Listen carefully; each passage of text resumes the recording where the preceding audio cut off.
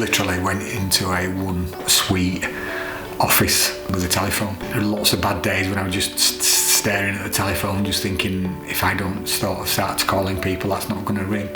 20 odd years later, I had an offer from a large 40-50 million pound turnover business to acquire that business, and it was an offer I couldn't refuse.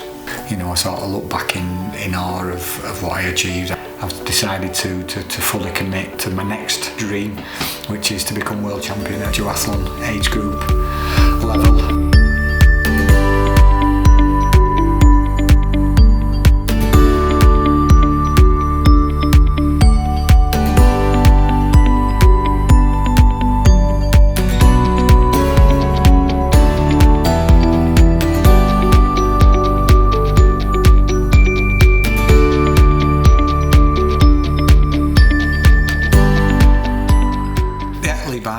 Starting to become, I wouldn't say a professional, because I think that's disrespectful to any professional athlete out there. Played football from a very early age. I wanted to be Kevin Keegan at the time, which is the England captain, had the number 7 shirt, even though he played for Liverpool, which is another story.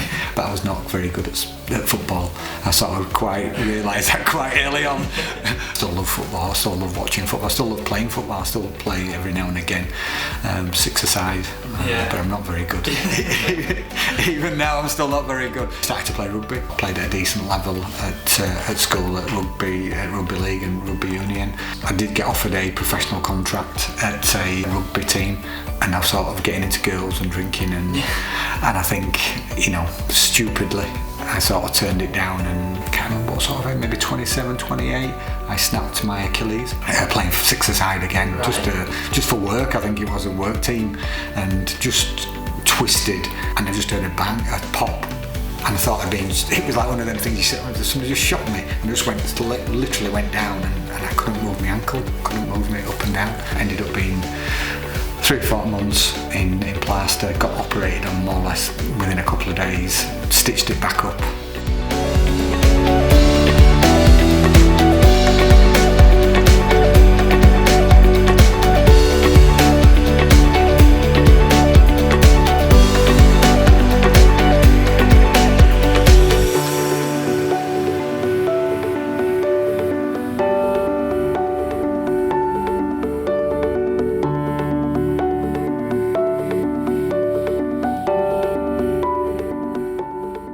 Daughter at 8 or 9 got into running, so I sort of started running, taking her down to the local running club, and as you do, rather than stood about, a couple of parents were there, started sort of running again. I was always conscious that because of my Achilles that I wouldn't I didn't want to snap it again, and you got that total fear all the time that you're going to snap your Achilles, and it hurt that much. I didn't want to snap it again, and really got addicted. And from that area then it was then, do I want to do a marathon or do I not want to, that it was like, and then I got into triathlon, because running sort of day in, day out was quite hard.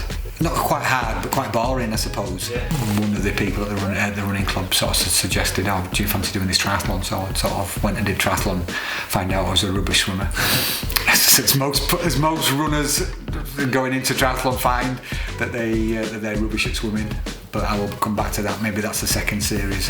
Looking for another challenge, and then I thought, and then somebody mentioned, one of my friends mentioned duathlon. So that's when I got into duathlon, and haven't looked back since. It's just been, I just love the idea of being able to train 7 days a week, and now even more so, sort of being able to train 2 or 3 times a day, with the different disciplines.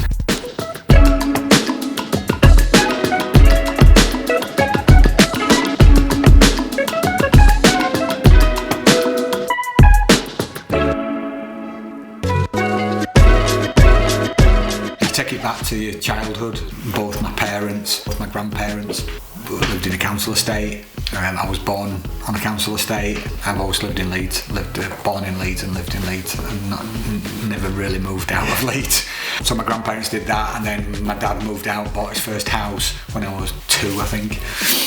Bought the first house, then set up his own business, and then as their sort of career and life went through, they actually owned. My mum owned a business as well. So I suppose I was always brought up with owning your own business. I always wanted my own fashion shop. When I was 16, 17, my dream has always been owning my own business. 32, I think I was. I had a decision to make. I've been managing director of a start-up company, which I started from scratch. We got to a few £1 million turnover, 10, 11 people working for us. But I didn't own the business. I was working for somebody, even though I was a managing director. And we had a fallout. We decided to part ways. Lynn was pregnant. I think she was 8 months pregnant at the time. I sort of came to her with this crazy proposition to start this new business. I started that company and literally went into a one suite office, 2 desks, 1 computer, and with a telephone. There were lots of bad days when I was just staring at the telephone, just thinking, if I don't sort of start calling people, that's not going to ring. 20 odd years later, I had an offer from a large 40-50 million pound turnover business to acquire that business, and it was an offer I couldn't refuse. You know, I sort of look back in awe of what I achieved. A part of the sale was that I'd still work with that business and see it through for that first transitional period, which I have done now. I've decided to step down. I've decided to fully commit to my next dream, which is to become world champion at Duathlon age group level. Going to be lots of ups and downs. I think we've talked about it before, but it reminds me a lot when I first started the business. I wish we'd have had YouTube and somebody would have followed me about and, you know, sort of followed the journey over the last 20 odd years, because that would have been a hell of a ride. While you were chasing everything else but me, I'm starting to break out from your grave.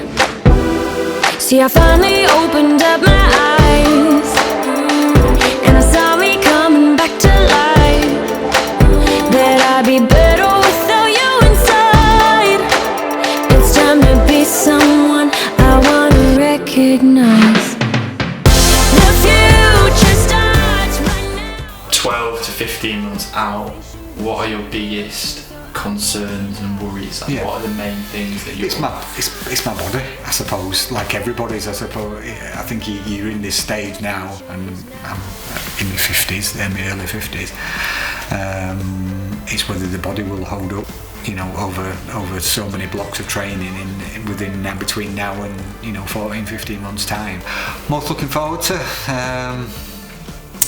It's just a process. I think you talk to any athlete, you've got to enjoy that process, you've got to enjoy that training, you've got to enjoy getting up every day and, you know, wanting to eat clean, wanting to eat healthy, wanting to push yourself to the next level, and even when you don't want to sometimes. I think that's my daughter asking me, you know, do you always want to get up and train? Do you always want to do it? Because you always seem like you do. And like everybody, some days you don't want to do it. Some days you look at the training plan and think, oh my God, you know, I can't believe I'm going to have to do that.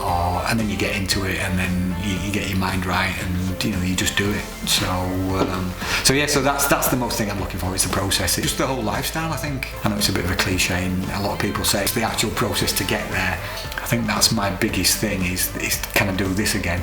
I've done the business side of things, which I always wanted to do, and, you know, this is another unachievable goal that I've set myself. Like I set myself 20 odd years ago to sell the company for £1 million, and I never thought in a million years, even though it was a goal, 32-year-old wife pregnant, £3,000 in the bank account, literally that's all I had. You know, I had a mortgage, had a house, and that's the only collateral that I had. And if you'd have gone back then, I'd have said absolutely ridiculous. I had family and friends that were buying baby milk, buying nappies for us, because we literally couldn't afford any. You know, so we've been through it. Remember, there was a local post office that was about 20 minutes away walking from the office, and some days I used to go at dinner time and I'd be thinking, what am I doing? You know, this is crazy. And I've had the similar sort of feelings over the last few days. What am I doing this for? This is just ridiculous. And it always reminds me to go back to that time to sort of think, well, you know, yeah, you had them feelings then, so it's not, you know, the dream's still there. The dream's still alive. I need to have something to drive me. I need that passion. I need, whether that's business, whether that's doing what I'm doing now. I need that passion. That's what I've always strived to get, something where I've been passionate about.